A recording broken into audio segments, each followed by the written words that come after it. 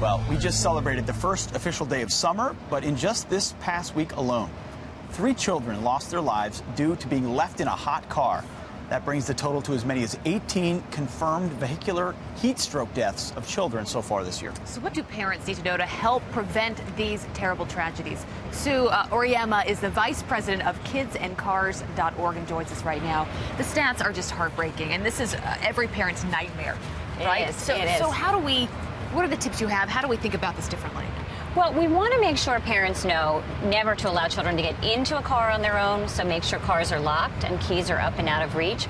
But there's a scenario where parents think they've dropped off at daycare, and in fact, there's been a lapse of the brain's memory. It's a failure of our brain, allowing the driver to go all the way to work thinking the baby's at daycare. So I have some tips for you today and some technology for how to prevent this. Help us out. Sue, I'm going to make a confession. One, I've forgotten about a kid in the past, 100%. Kid in the car, I didn't remember. Or you go up to a store, I'm just going to run in real quick. Yeah. You crack the windows and you run in. Again, you don't want to do that, but how do we prevent something terrible going on? Well, and that cracking the window thing is a myth. It absolutely does not cool the car enough, because a child's body heats up 3 to 5 times faster than ours, and the heat, the greenhouse effect, can be fatal within a matter of minutes. So what do we need to know right now? Okay, so we want to make sure parents have a call-in system with their daycare. That's the simplest thing that you start with. If your child doesn't arrive, they call you.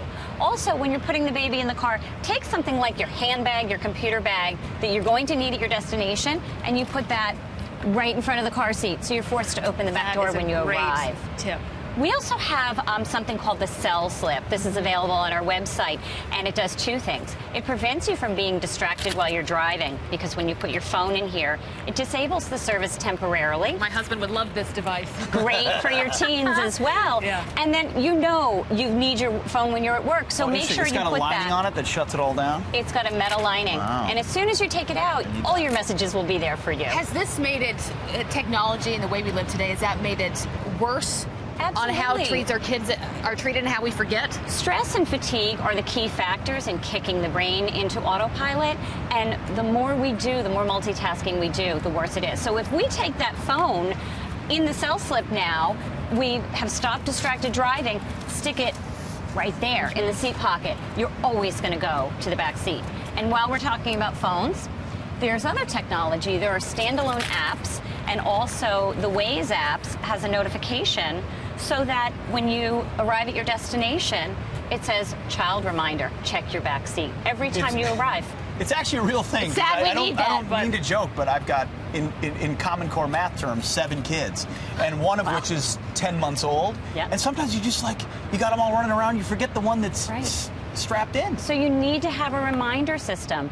And on the last bit of technology, there are cars, this is a Chevy Equinox. The automakers know that we're human. They remind us if you've left your lights on, if you've left your keys in the ignition.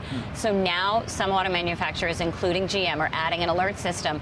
If you've opened the back door at the start of your trip. What about the car seat?